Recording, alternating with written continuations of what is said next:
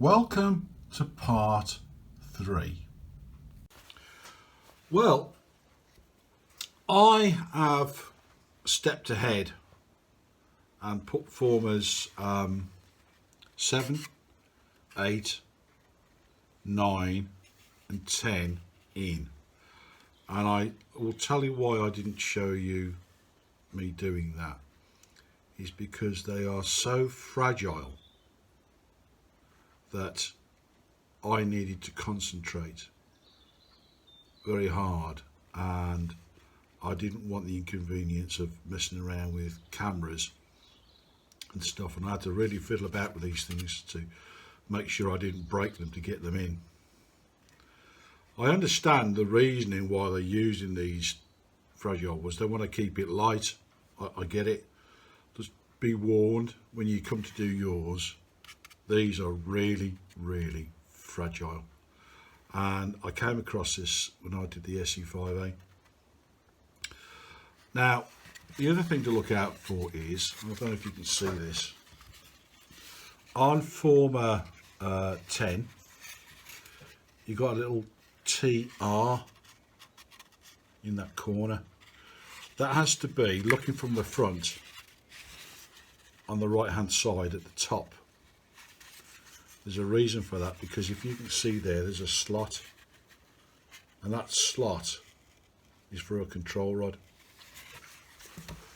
Now I've not glued in F11 just yet, and I'm going to show you why. F11 goes on the top, F12 goes on the bottom, and you'll notice I've marked it. You can sand that off if you want later, it doesn't matter. You're not going to see it once the film goes on. The reason I've left this to show you is these, both of these, in fact everything on here is an exact fit.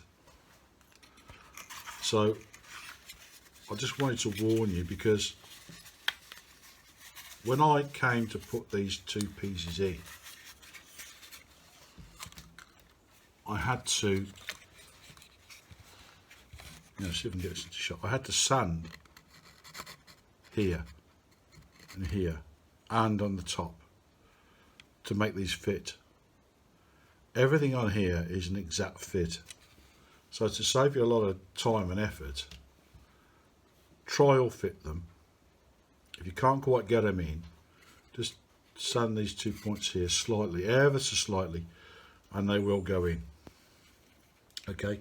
So starting with the bottom one, which is F12, I'm going to place that in there now. Okay, I don't know if you can see that. Okay, put that in there. It's a little bit fiddly, but it will go in. Okay, and I'm going to glue that in because I have access from the top. The top one I'll have to run glue down it from this tail end. So just to save a lot of hassle and bother with the camera, I'll do that off camera now. Okay, got those glued in. Now it's really important guys and girls out there, and those who are unsure, that F12 definitely goes on the bottom. It does show you on the plan. It's a little bit vague in here, but on the drawing F12 is on the bottom, and the reason you got to do it is they're different. They look the same, but they're different. If you can see on there, it's that gap there. This is the underneath, and then this is the top. Yeah, so make sure you get that right. And I just give it a little light sanding there. I was using what's this, P3, I think this is 600 gauge. Now I'm going to point something out to you that some of you may know.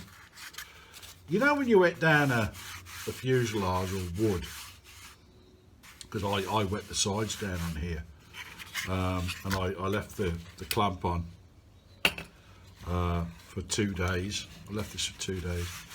What happens is the fibres in that wood lift up like that.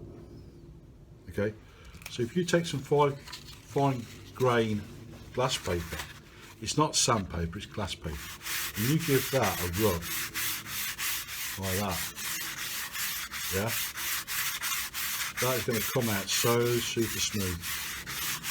Really is absolutely super smooth, because what you're doing is you're knocking the head off that grain. Yeah, this is what carpenters do, proper carpenters in my head.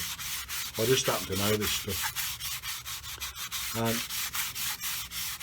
you'll find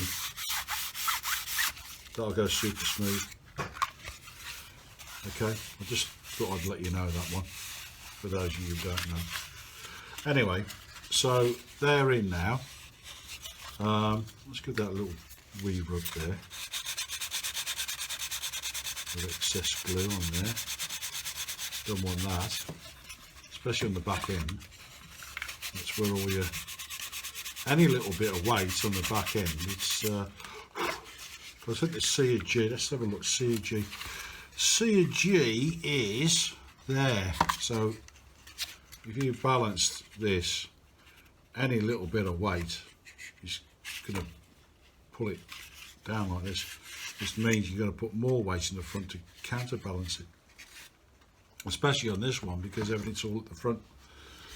So there you go. So we're going to go on to the next stage now. I should have read this actually. I've only read it up to this bit. Oh my word! Oh my, here we go. Let's have a look. Yeah. So it shows you there in the photo F12. So moving rapidly forward onto step 14 on page 9. Now I'm going to take issue with this. This can't be right. It says locate the 1mm carbon fibre rod and cut them to a length of 310 millimeters.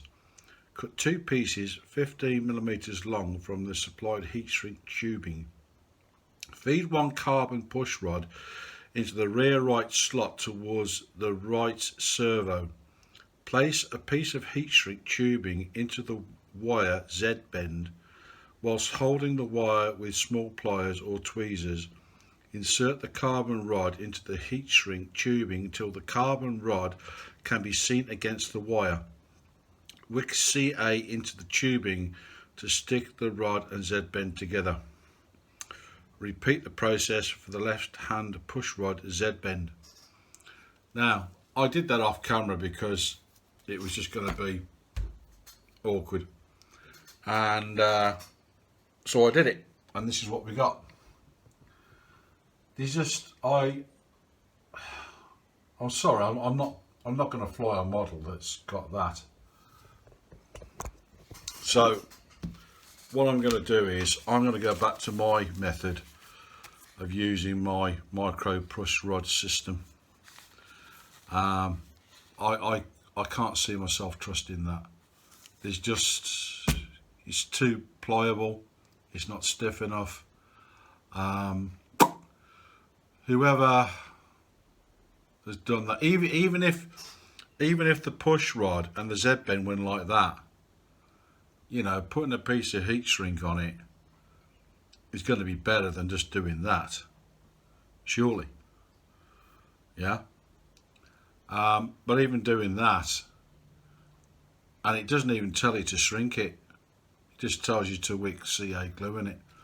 So I'm going to do my way, and then I can cut this to length because this is basically the same size. It's solid rod, and I think that's the proper way to do it.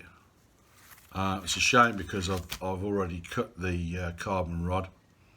I would have been happy to reuse that, but it's going to be too short now. So I'm going to scrap that carbon rod and put this in. Okay, so now I have fitted the lugs to the arms and making sure they've got clearance, and I put some metal rods in there now. So we're back to where we need to be, and I'm a lot more confident with that, to be honest with you. I don't know what to say. about using their method. I really don't. Anyway, there you go, I've done it. So we're going to move on to the next step. So let me just turn the page, make sure we know where we are.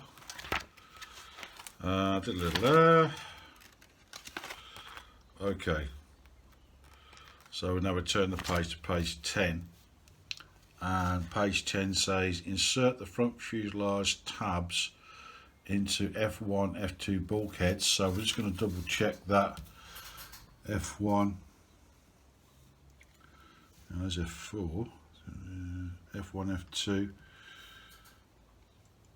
yeah, there's F1. So I've not rehearsed this at all, you can probably tell. So that's got to go on there, yeah, like that. So those slots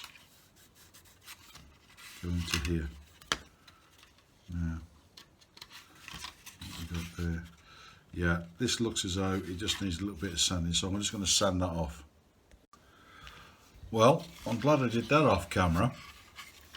The reason being is that I've had to chamfer these tongs here, and using one of my sticks, here we go, chamfer inside here as well, to make that fit, because as I've pointed out before, sorry, a bit of dust there, these are exact fits. Now there's another thing you've got to take consideration here. I'll just pop this back on if I may. Okay, these tongs may protrude out the front here, so rather than glue it on and then sand it down, what I did was I got some of my, what is this, P80 80 grit, and I took a little bit off at a time and then kept putting the front on to see what happens. So now those tongs are flush with the front there, probably a little bit low there, but it doesn't matter because there's a front end going on there, but you need that to be flush for that front end to fit on correctly. So be warned, that's what you got to do. So what I'm going to do now is I'm going to let that stand on its head and gently push down to make sure that's fully home. Okay, and then I'm going to put some glue in either side. Then there's something going to go on the side here, which I'll do in a minute. So I'll just glue this in now, and then that's on. And not forgetting that we've got the threads in there as well. Okay, so keeping to the manual now. I mean, okay, I went somewhere different with this, but I just wasn't happy with it. It just doesn't work for me. So I've done it this way for the rods. Okay, so I'm going to glue that down now, let it set, and I'll get on to the next bit. Right then, so we're now on, did I do this bit with you about putting that there? Yeah, well, if I didn't, then tough. That's F13 goes on there, and that's nothing really great about that. Anyway, that's on sheet 6. You find those little bits on sheet 6. Now, step 17. Identify and remove parts FS1 times 2, FS2 times 2, FS3 times 2. Now, they don't tell you what sheet number it's on, but I'm going to save you a whole lot of grief if you're building this and watching the video at the same time. It's sheet 5. So go to sheet 5 and you will find FS1, 2 and 3. And there's 2 of them. Mark them on what they are. Now, this bit's important. You refer to the plan, stick them into the vertical slots in both sides of the fuselage as shown, ensuring that the etched T is at the top. Now, they do have the letter T at the top. They've got to go at the top. Well, it's self-explanatory. And then there's quite a long piece here saying cut 2 lengths of 16th balsa stringer 160 millimeters long from sheet 3. Now I did that, and then on the drawing I got a measurement of 51 millimeters from T3 FS3 to where it ends, which means they are longer than 160 millimeters. In fact, I'll measure it. They are 170 millimeters, so 17 centimeters. So if you cut them 17 centimeters, plus that's the parts there, they are not that long. So what I've done is I've took it from the edge of the balsa. So there you are, if you get confused. I know I did. Anyway, and this is to chamfer them. So carefully cut from the mast to the opposite corner. From one each. So it says each stringer needs to have a taper cut at one end. From one end of each stringer, measure 20 millimeters and mark it carefully. Cut from the mark to the opposite corner and at the end to create the taper. Well, I'm going to do that while it's on the model because it's just going to turn out like paper. Make a small marking fuselage 51 millimeters from the rear end of FS3, which I did. Using this mark as a guide, insert the strings into slots formed as FS2, 3 and FS1 with a tapered end at the rear. If required, adjust the length of the stringer at the front to get a good fit. When happy, wick C8 into the slots, the stringer in place. Repeat the process on the opposite side. Now, so that's what I've done here. So this is FS1, 2, 3, making sure that the letter T is at the top. This is where it tapers out, and they're saying 20 millimeters. So I'm going to sand that in situ because I know that trying to handle this when you slithered it is very difficult to do, and it'll turn out like paper. So I think it's easier to sand that in situ. And you've got to do it for 20 millimeters, which is roughly what I'm doing it at now. Okay, so that's had the rough on it. Let's have a bit of the smooth on it.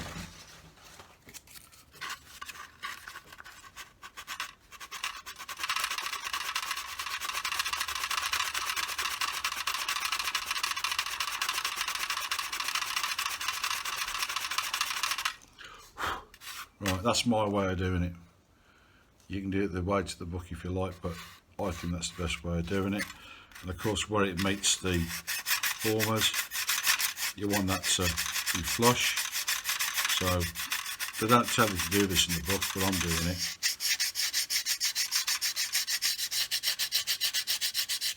Okay, sun those flush all the way along like that. Okay, and just run your finger down it, see if it's right, which I think it is. So that's what you got to do. Now I'm not quite sure how long the video is, so I might end it there. So that gets us up to step 18 on page 10, and the next bit is step 19 on page 11. Identifying sheets for the left fuselage, and sheet number 8, do not remove at this stage. So they want you to find it, but don't remove it at this stage. Each side is top etched along the top edge of the sheet as the sides are handed. So in other words, you have a right hand and a left hand, and the center lines are also marked at the front and at the rear pointed end.